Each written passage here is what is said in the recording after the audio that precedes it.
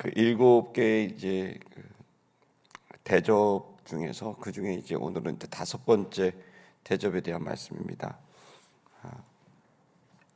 이 5번째 대접은 여러분 읽으신 바와 같이 하나님의 천사가 대접을 이제 붙게 되자, 짐승이 왕좌에 붙게 되자 그때부터 그 짐승이 다스리는 나라가 어두워지고 또 그리고 사람들이 너무나 고통스러워하게 되고 그 고통이 너무나 심해서 스스로 자결하려고 하는 정도로 고통스러웠음에도 불구하고 사람들이 이제 회개를 하고 돌아와야 되는데 고통스러워하면서도 회개하지 않는 시대, 오히려 하나님을 원망하고 비방하고 공격하는 시대. 그러니까 이제 더 이상 하나님께서는 사람을 돌이키게 할 수 있는 방법이 없는, 이렇게 해도 회개하지 않고 저렇게 해도 회개하지 않고 결국에는 이제 스스로 이제 파멸하는 그 길이 오게 되는 거죠.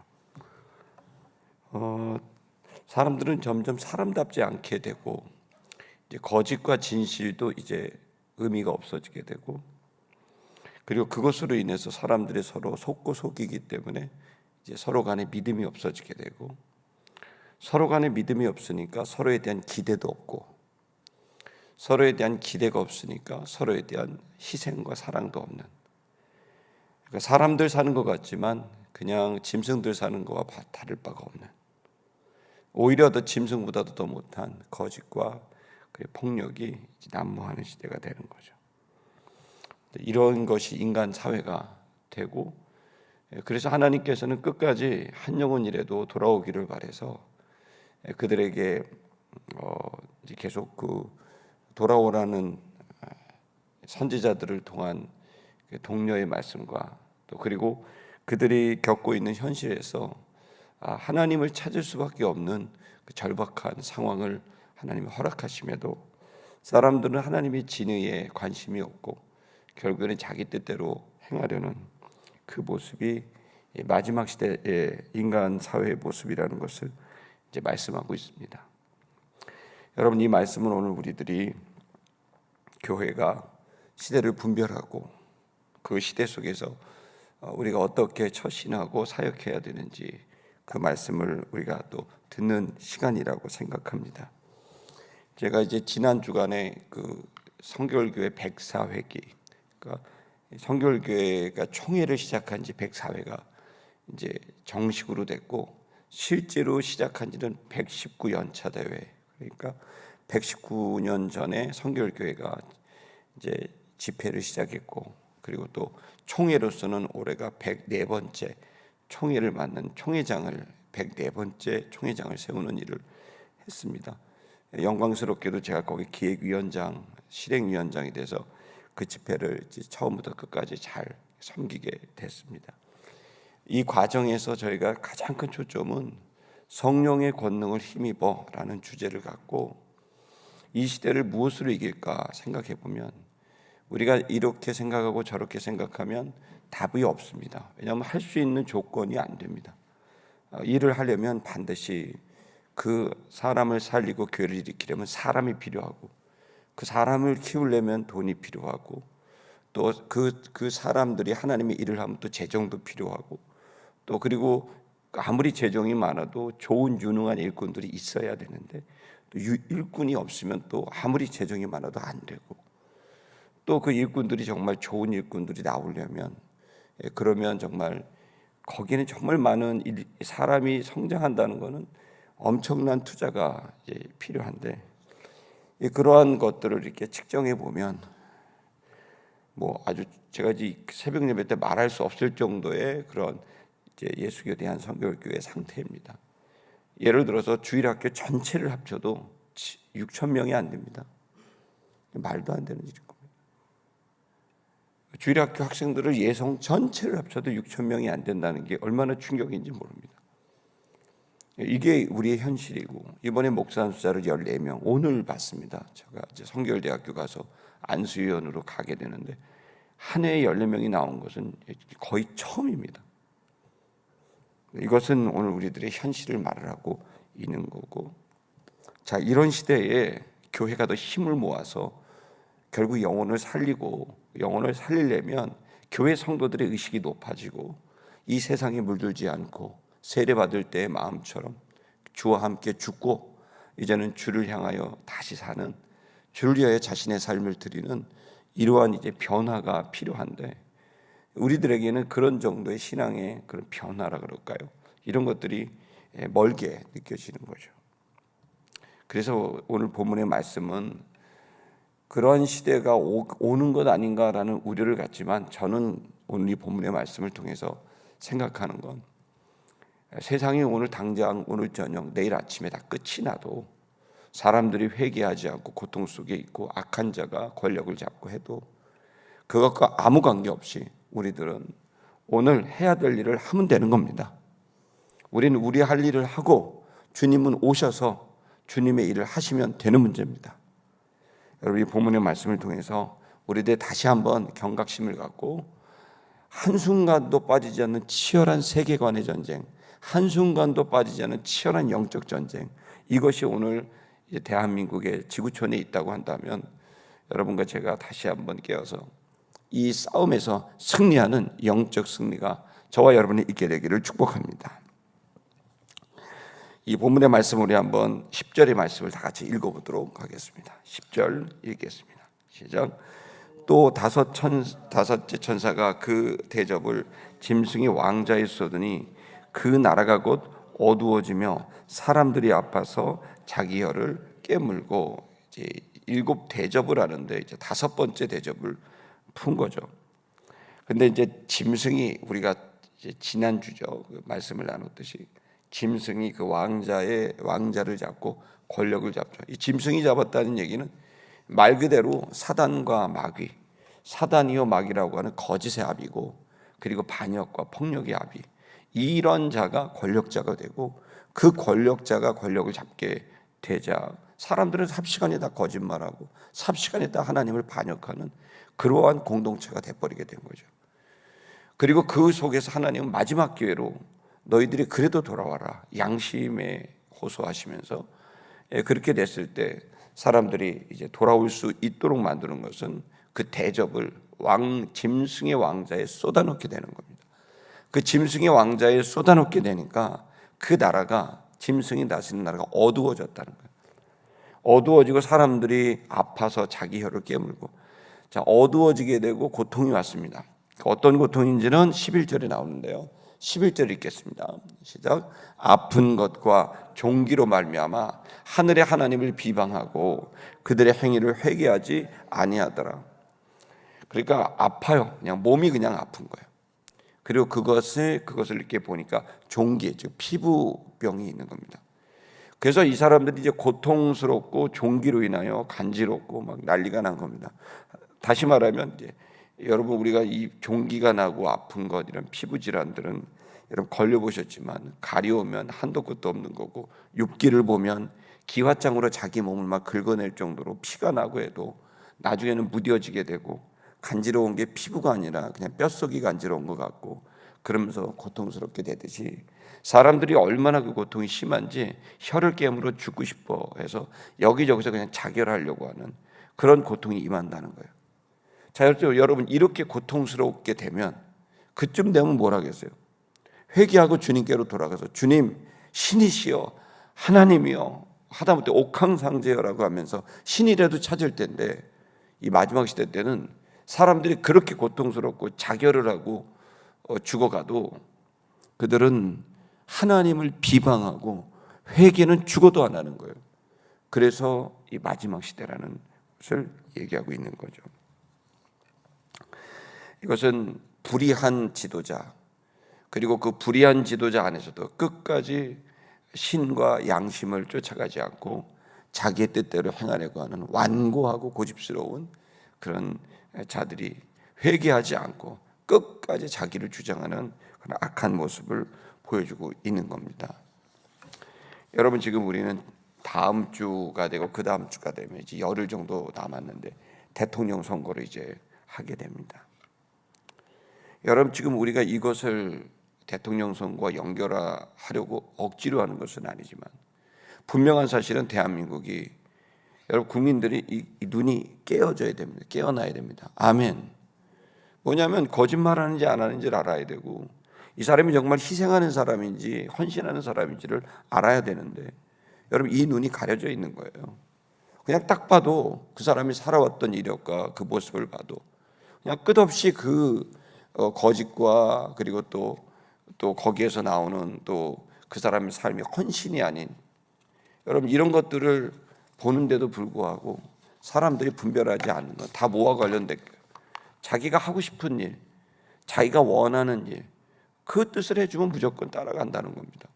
양심을 잃어버리고 이제는 신앙도 잃어버린. 그래서 제가 다음 주부터는 기독교 세계관에 대한 얘기를 여러분과 좀 하고 싶어요. 우리가 어떤 관점에서 세상을 봐야 되나? 성경적 관점에서 제가 너무너무 답답. 이번 총회도 가서 목사님들과 대화해서 깜짝 놀랍니다. 이게 옳고 그름에 대한 관심이 아니고 이것에 대해서 그 옳고 그름이 자기와 진영과 이런 것들이니까 거기에서 어떻게 선한 것이 나올 수가 없는 거죠. 그러나 여러분 아무리 진실을 얘기하고 또 아무리 참을 얘기하고 진리를 얘기해도 결국에는 어떤 시대가 되면 사람들은 더 이상 누구 얘기도 듣지 않고 자기가 하고 싶은 거, 자기의 판단. 여러분 어떻게 자기 한 사람의 삶이 전 세상을 바라보는 기준이 될 수 있겠습니까? 저도 제가 열심히 살았지만 열심히 산 거는 맞지만 그렇다고 제가 기준일 수는 없지 않습니까?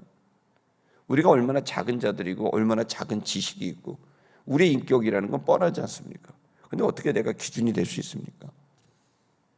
내가 모르는 세계가 있고 내가 모르는 진실이 있는 거고 사람은 배우려고 하고 알아가려고 하고 그리고 스스로가 성장하려고 애를 써야 되는 게 마땅한 인간의 도리인데 완고하기 그지없어서 끝도 없이 자기를 주장하는 여러분 이러한 형태는 하나님 나라에 부합하지 않는 거죠. 왜냐하면 우리가 기준이 아니라 하나님이 기준이 돼야 되는 거란 말이죠. 근데 여러분 이 세상이 기독교인조차도 심지어 목회자들조차도 그렇지 않은 거예요. 여러분 그런 의미에서 이 본문의 말씀은 우리들에게 아픔을 주죠. 출애굽기 10장 21절에서 23절의 말씀을 한번 보도록 할까요? 다 같이 읽겠습니다. 시작. 여호와께서 모세에게 이르시되 하늘을 향하여 네 손을 내밀어 애굽 땅 위에 흑암이 있게 하라. 곧 더듬을 만한 흑암이리라. 이게 꼭 이제 다섯 번째 대접은 이제 우리 출애굽할 때 그 모세가 10가지 재앙을 하게 됐을 때 거기에 태양이 빛을 잃어버리는 거거든요. 태양이 빛을 잃어버려서 전부 흑암이 가득하게 되고 사람들이 막 더듬으면서 다니게 되는 대낮인데도 불구하고 아무것도 볼 수 없게 되는 거죠. 이 태양이 누굽니까? 이 태양은 여러분 일본의 국기를 보시면 어떻습니까? 그 일본의 국기에 아주 단순하죠. 거기에 시뻘건 원이 있죠. 그 시뻘건 원이 뭐죠? 그 태양입니다. 그래서 여러분 일본의 천황, 바로 일본의 천황을 상징합니다. 그 천황은 바로 태양신인 거죠.